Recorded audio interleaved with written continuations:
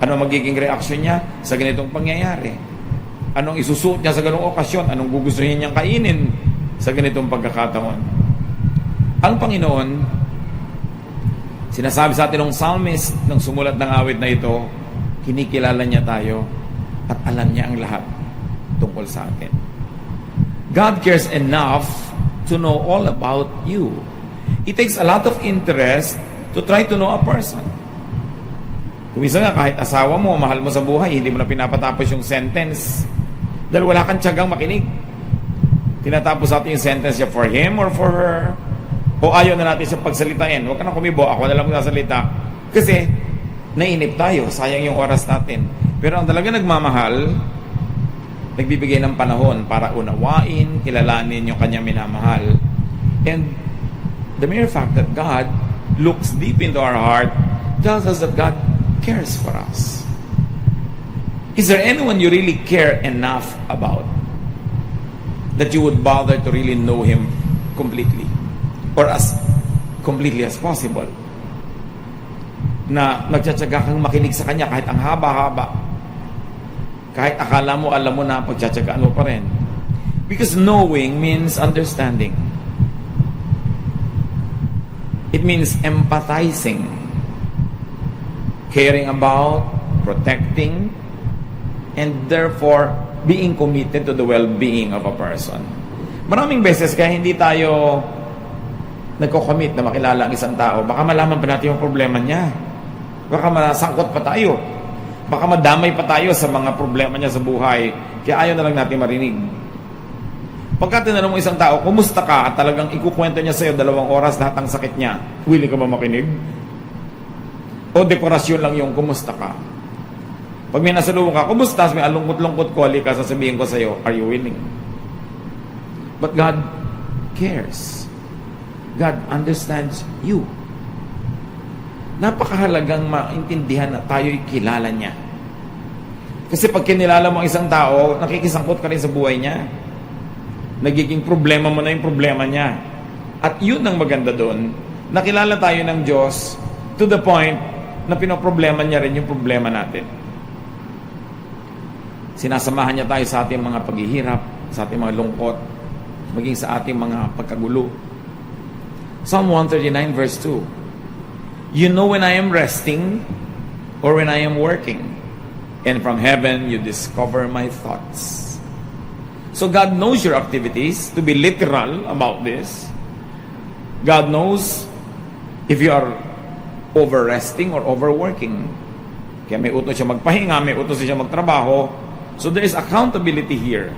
But the deeper and more beautiful meaning is that effectively there is no distance between you and God. So from heaven you discover my thoughts. Wherever that heaven is, if it's a place, a state of mind, no matter what the distance between that heaven and our day-to-day existence, God bridges that distance to know our thoughts. You are never far from God. You are never alone. Sometimes there are couples that confide in me na may asawa nga sila pero ang pakiramdam nila parang nag-iisa sila, parang wala silang kakampi, parang walang nakakaintindi sa kanila. Kahit magkasama sa isang bahay, bihira mag-usap, ang babaw lang ng pinag-uusapan, hindi na ipapaliwanag yung tunay na nadarama. Kumisa naman ipinapahiwatig pero walang effect. Hindi naman madiretso. So there are people who have partners in life, who have parents or brothers and sisters or children, and yet they feel alone because nobody really knows their thoughts. Hindi nila alam, nagtatampo ka na pala, nagdaramdam ka, may sama ka na pala ng loob, and you are alone in your sorrow. But God's interest in you crosses the universe from heaven to earth. Sabi, you know my thoughts. God connects with you through your thoughts. Your thought is exposed to God. Your thought is known to God. Kaya nung araw, nauso pa yung mga comics.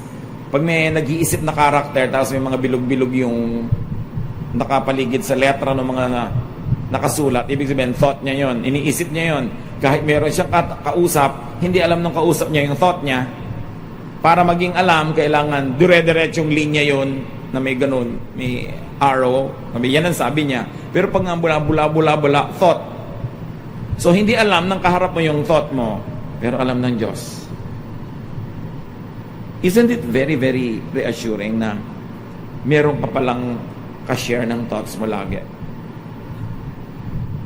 At hindi ka para kontrahin, kundi para kakampihan, kumisan para kay tuwid. Pero inaalam ng Diyos lahat yung thoughts natin para niya tayo matulungan, para niya tayo mabigyan ng paliwanag, at para niya tayo masamahan. So yung mga nag-iisip na nag-iisa yata ako sa paniniwala ko, sa aking takot o sa aking mga excitements, hindi totoo yun. God is with you in your thought life. Psalm 139:15-16. Nothing about me is hidden from you. I was secretly woven together deep in the earth below. But with your own eyes, you saw my body being formed, even before I was born. You had written in your book everything I would do. So ang tanong ng iba, so wala na po pala tayong free will, naka-script na lahat ng gagawin natin. Isang talinghaga. Ang ibig sabihin, isa sa mga marami ibig sabihin, God has enabled you to do the things you would like to do. He has given you talent. He has given you resources, energy. He knows what you are capable of doing. And by allowing you a certain width and length in which to operate, God knows what you do. But He doesn't dictate it. Para kung kayo, inventor, gumawa kayo ng isang bagay na may 4 na gulong, may manibela, sasakyan pala yun, you know what that thing will do. Di ba? Alam yung gugulong yun, naandar yun. Kasi yun ang design nyo eh. So yung nag-design ng kawali, alam niya ang gagawin ng kawali. Kasi dinesign niya na ganun. So dinesign tayo ng Diyos, fully aware of what we are capable of doing, our potentials, the promise that is given us. But this doesn't dictate the decisions we will make. Pero ikaw, gustuhin mo man sigurong lumangoy sa dagat, sa ilalim ng dagat na 5 oras nang walang artificial tool, hindi mo magagawa. God knows that you will never do that. You cannot. Kasi ang design mo, wala kang gills, meron kang lungs. Napag-isip-isip na ba natin mga kapatid kung ano ang alam ng Diyos na pwede natin mga gawin? At ginagawa ba natin? Kung minsan yung hindi para sa atin ang ginagawa natin, kaya nagkakabigo-bigo, nagkakamali-mali. Pero may mas malalim pa. That God knows your thoughts. God was there when you were being designed. In fact, He designed you. Sabi niya, when I was being designed in the deep parts of the earth, isang talinghaga sa sinapupunan ng ina, I was only being created and you were there and you know me. God allowed you to be who you are. Ang lalim ng kahulugan nun. Pinayagan ng Diyos na ikaw ay maging ikaw. Binubuo ka pa lang, alam na niya. Iniisip mo pa lang at kaya mong isipin, dinesign niya at alam niya. Therefore, hindi ka mistake. You are not a mistake. Because God makes no mistakes. Kahit pa sinabi ng nanay mo, alam mo mali ka, hindi ka dapat ipinanganak. Kahit pinapaniwala ka ng tatay mo o ng mga tao sa barangay nyo na mali ka, wala ka dapat dito, hindi ka dapat ganyan. So sabi mo, sino bang gumawa sa akin? Sino ba nag-create sa akin? Kaya nga hindi ba sabi, huwag daw tayo makialam sa Diyos, pag daw ba ikaw ay palayok, ginagawa ka nung magpapalayok, sinasabi mo, bakit wala akong tangkay? Lagyan mo akong tangkay dito. Ba't ganyan ang korte ko? Hindi ka nakikialam, siya ang gumagawa. Therefore, pag nabuo ka na, sisisihin ka ba nung gumawa ng palayok, ba't ganyan ang korte mo? Siya ang gumawa sa'yo. Kuminsan, we over-moralize many issues in life, and we make people feel miserable, and we make them feel like they are a mistake. That they are some freak accident in the universe na naging ganun sila. Ba't ganyan ang talent mo? Kinireta ko ng Diyos na ganito. Bakit hindi ka magaling sa math? Ibang galing ang binigay sa akin ng Diyos. Ba't ganyan ang height mo? Itong binigay sa akin ng Diyos eh. Ba't ganyan ang kulay ng buhok mo? Bakit ganyan ang korte ng ilong mo? Sino bang gumawa sa akin? Yung gumawa sa akin, ginagawa pa lang ako, alam na niya, siya nga nagde-design, at alam niya ang mga kaya kong gawin sa buhay. Hindi niya ako diniktahan ng mga detalye what to do, but with the kind of talent, capacity, and natural assets that He has given me, including the natural limits, then God knows the direction I'll take in life, and He will be there every step of the way because He is even with me in my thoughts. The judgmental world will make you feel sometimes that you are a mistake, that you are a freak. But don't believe that lie. God allowed you to be who you are, and because God is all-powerful, He can reject what He doesn't like, and because He created you, God allowed you and accepted you for who and what you are. Kahit ano pa sinasabi ng mga iba, expectation nila sa iyo, hindi mo na ibibigay kasi ang expectation nila hindi siguro nakabagay sa katotohanan tungkol sa iyong pagkatao, kung paano ka nilikha ng Diyos. Psalm 139 verse 3. You notice everything I do, and everywhere I go. So God notices you to help you. Hindi siya parang isang striktong pulis na inaantay na magkamali ka para ka mabaril o maikulong o hulihin. God notices you to protect you.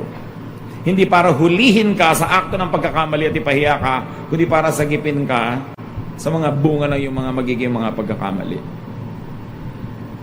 Kumisan, ang laki-laki ng misrepresentation ng religion sa Diyos. Laging magagalit ang Diyos. Ayaw yan ng Diyos. Pati pala ang may ayaw lang yung mga religious leaders. Kasi pinoproject ng mga religious leaders and religious groups yung personality nila sa Diyos. Kaya pagka mayroong conservative religious leader, dapat conservative din ang music sa church kasi conservative ang Diyos. Pag may mahigpit at vengeful na leader, laging pinaghihigantihan na nagkakamali, ang ipinepresent niya is a God who is always vengeful.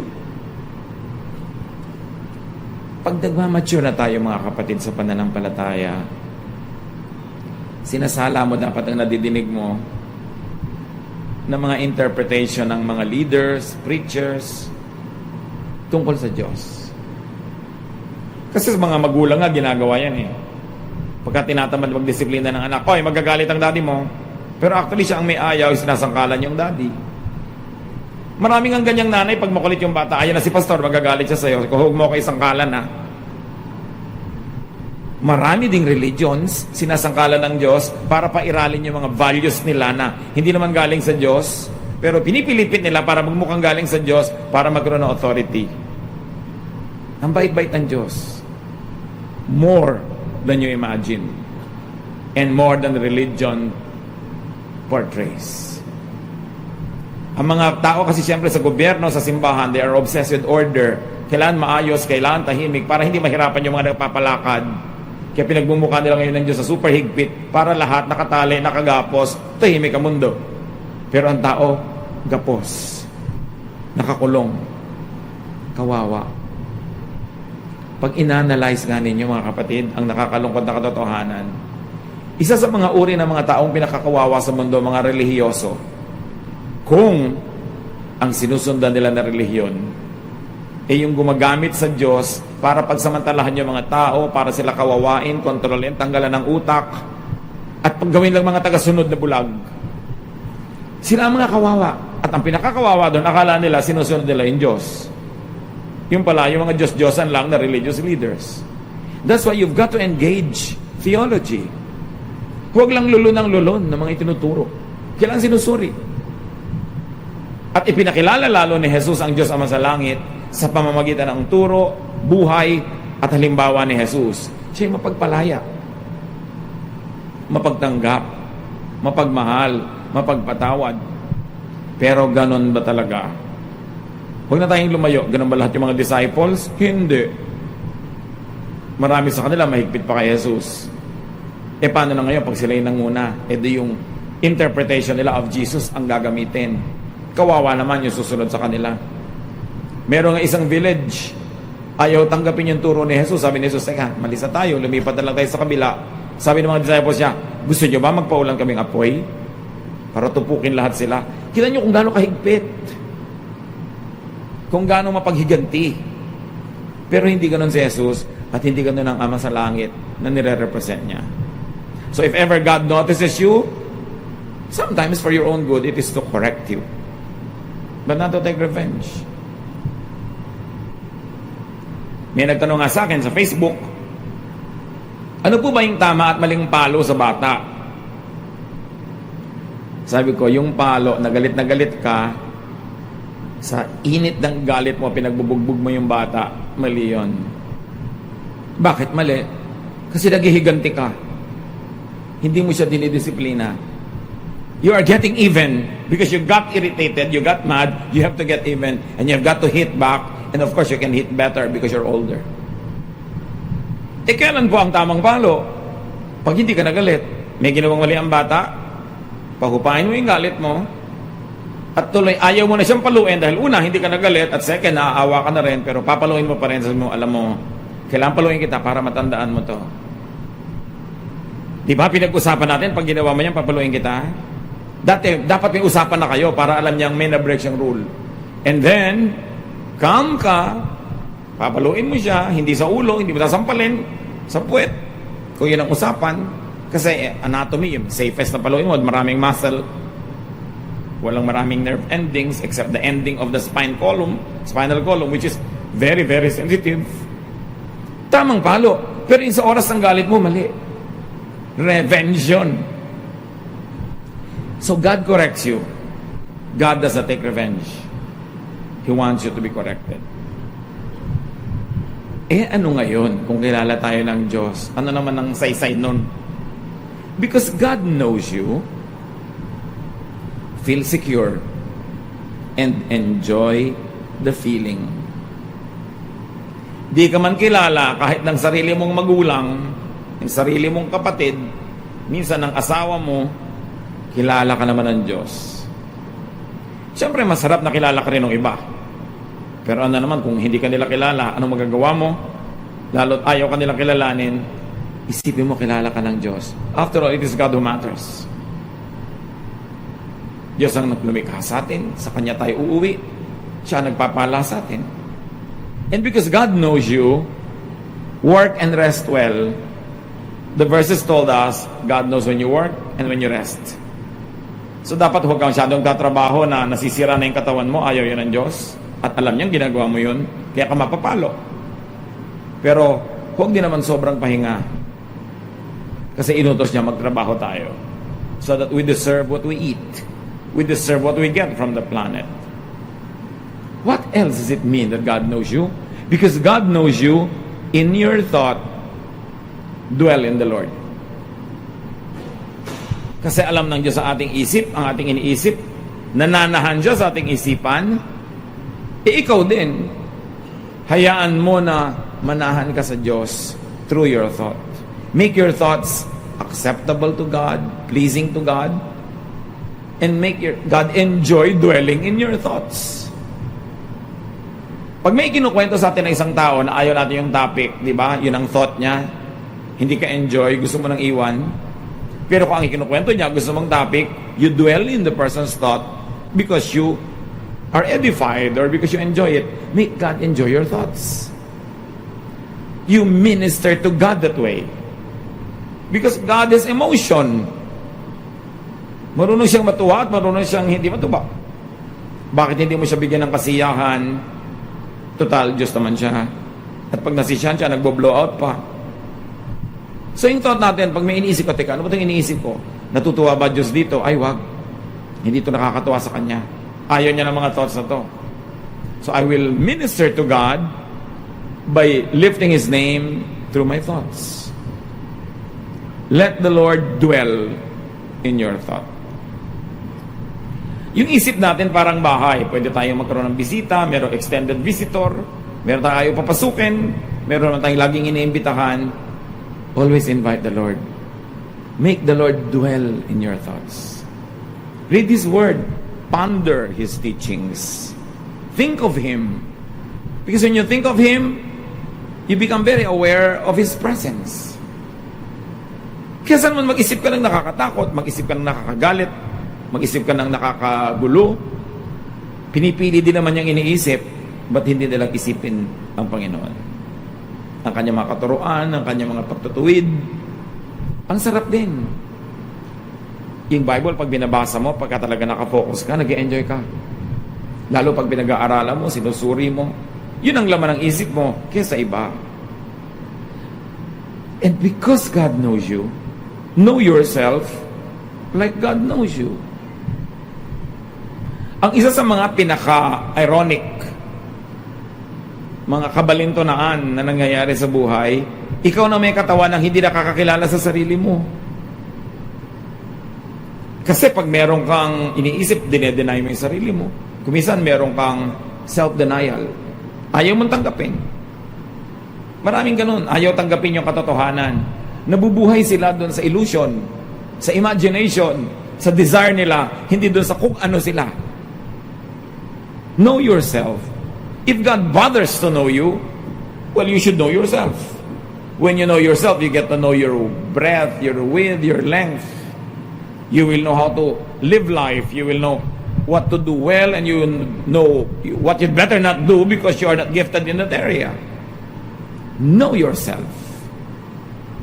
It's your duty to yourself and to God. And because God knows you, accept yourself. As God accepted and accepts you. Anong ibig sabihin? Natatanggapin mo yung sarili mo. Don't pretend like you're somebody else. Huwag kang mangopya ng iba, ng buhay nila, style nila. Ikaw ay ikaw. Habang nangongopya ka ng iba, hindi ka magiging fully developed as you are. Maiinggit ka sa iba. Ibig sabihin, hindi mo kilala ang sarili mo, hindi mo tinatanggap ang sarili mo, tinatanggap mong wala kang kwenta, mas may kwenta siya, inferior ka, superior siya, therefore naiinggit ka. So madaling malaman kung tinatanggap niyo ang sarili niyo, kung maiinggitin ba kayo sa kapwa. Lagi niyo ba i-compare ang sarili niyo sa iba? To feel good. Accept yourself. Lalo yung mga physical attributes na mahirap na mampalitan, accept yourself. Accept, for instance, that you're growing old. Bakit hindi matanggap ng mga taong tumatanda sila? Lalo't may pera, may technology, kung ano-anong ginagawa sa mukha. May nakita na ba kayo na nagpa-repair ng mukha na maganda ang bunga? Parang, minsan, kilala mo siya dati, tapos kinausap mo, pagtalikod, sabi mo sa kasama mo, parang may mali sa kanya. Hindi mo matukoy, pero parang may mali. Yung pala, naglagay ng tukod dito sa chin niya para cheekbone niya mataas. Kaya kumisan, lumalakad yon. Akala mo may beke. Lumakad pala yung cheekbone. Diba, nakakatawa kumisan, nakakaawa, hindi mo malaman kung maaawa ka o matatawa ka. Ba't di mo tanggapin na tumatanda ka? Alam nga namang 70 years old, tapos mukha kang 20. Isa yon, acceptance. Sasabihin ng iba, di hindi na po ako magkukulay ng buhok kasi puti na. Iba naman yun dahil hindi ka naman nanganganib yung buhay mo tsaka hindi naman sobra bagastos. Hindi naman pwedeng absolute na wala ka nang papalitan, di hahaba na yung kuko mo, hindi mo nagugupitin because you accept yourself. Merong limit yung normal na tanggapin at meron yung enslaving na, yung kawawa ka na dahil sobrang mong ayaw tanggapin ang sarili mo. Maraming ganon. Ipinipilit, ikinukuble, halimbawa na probinsyana siya. Pag nagsalita naman, talagang halatang-halata. Ano naman ang problema kung probinsyana ka? Problema ba yun? Ano yung problema yun? Yung ba nagyayaman-yamanan? Yung maniniwala ka ba na talagang original yung bag niya? Ang mahal ng original nun. So, ba't hindi ka na lang bumili ng original na hindi branded, original? Orig ba ang bag mo? Oo, original yan, nagkarlan. Binyang, di ba? Mas maganda naman yung original na Carlan kaysa fake na Louis Vuitton. Tinago nyo talaga yung mga bag nyo, no? Kaya tuloy, pag may naglalakad, anong tingin mo dyan? Sabi ng iba, Green Hills. Alam naman nila. Why fake it? You cannot afford a 40,000 peso bag. Bumili ka na original lang gawa sa Marikina. Hindi mo pa yung kinakahiya. Hindi ka huliin sa Europe. Alam nyo ba na yung mga fake yung ganyan hinuhuli sa Europe? So don't be fake. Accept yourself. When you accept yourself, then you have time to develop yourself. You are happier because you are not measuring yourself against other people's standards. Be yourself as God allowed you to be. Remember, magiging ganyan ka ba kung hindi alam ng Diyos?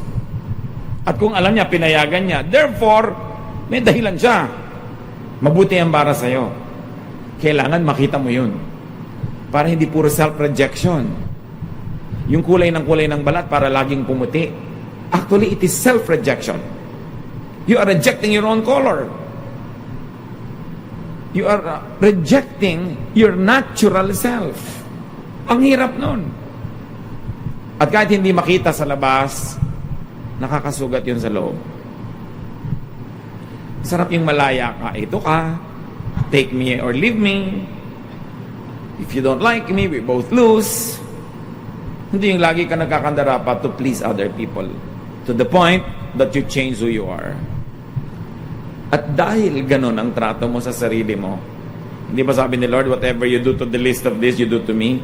Ganun din dapat ang trato mo sa iba. Know others. Or at least know people who matter to you like God knows them. So kung dapat mong kilalanin ang sarili mo at kilala ka ng Diyos, kilalanin mo rin yung asawa mo. Ba't kayo lagi nag-aaway? Ba't hindi mo naman lang i-recognize na pagka bagong uwi lang siya galing sa labas, hindi siya mahilig makipagtalo. Schedule mo sa ibang oras yung pakikipagtalo kung gusto mo. Kung kilala mo siya, alam mo kung kailan malamig ang ulo niya, kailan siya receptive, kailan siya bugnutin. Ba't hindi mo igalang yun? Kilalanin yung anak nyo, baka pinipilit yung maging dentista, ayaw naman. Dahil iba yung talent niya. Kilalanin niyo ang bawat isa sa mga anak nyo, huwag yung pilitin na maging kamukha ng uncle niya o lolo niya, dahil magkakaiba sila. Tandaan nyo, kahit magkakapatid, hindi pwede magkakamukha ang talent, ang ugali. Kasi, ilan ang mga ninuno ninyo, mga lolo, lola sa bawat side, nununuan, let's say, 7 generations na lang, ang genetic pool ng lahi ninyo, ang daming pwedeng pagkuna ng bawat isang bata. Yung mata niya galing halimbawa dun sa lola niya, sa father side. Yung kamay niya, yung korte galing sa uncle niya, sa mother side. Ang daming pwedeng pagkunan. Don't expect your kids to be like one another and to be the same. Yung ate mo, ganito, ba't ikaw? Hindi ka ganon. Alam niyo ibig sabihin nun, hindi niyo siya ina-accept. A-acceptin niyo lang pag naging kamukha ni ate. And that is why many people are wounded. Many people grow up handicapped emotionally because they were rejected when they were children and they continue to be rejected. Ba't di ka kamukha ng kuya mo? Bakit ganito ka? Bakit ganun ka? Sabi mo dapat, ako ba gumawa sa sarili ko? Pag sinabi ng nanay mo, ba't ka ganyan? Sino ba naglihi sa akin? Sino ba nagbuntis sa akin? Nandun ba ako? Pinanganak ko ba sa sarili ko? Pero siyempre, huwag nyo naman siyempre sasagutin doon nanay nyo. Love nyo lang yan, yung may mga bilog-bilog. Thoughts. Pero kung masasabi nyo, nice, gently, nanay, hindi naman na nagbuntis sa akin, diba? Bakit ako sa isisi ng ingkan? Pinatawag ko palagi yung mga malita. Hindi ba mukhang ito? Like mother, like daughter. When you reject people, you actually reject a certain part of you. Others, God accept them and